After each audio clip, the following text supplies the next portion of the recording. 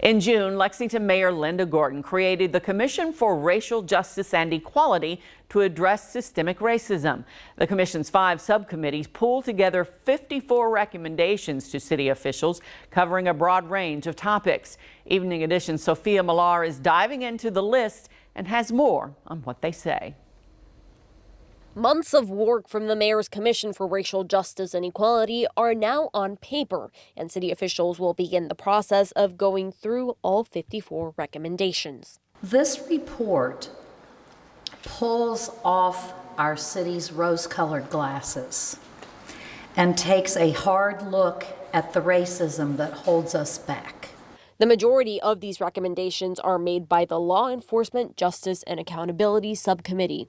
The document is 68 pages long, and there's a lot to go through, but one point that we did press commission members on is central to the change protesters have been demanding for months.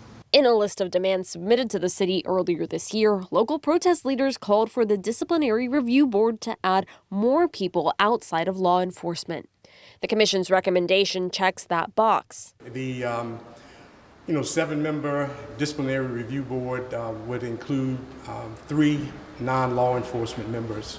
If the city applies the recommendation as is, it would still mean non-law enforcement civilians would be a minority on the disciplinary review board. Why not recommend a majority civilian?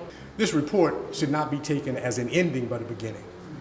So don't get caught up merely on the recommendations. It's a document that the mayor and the council can place on the table.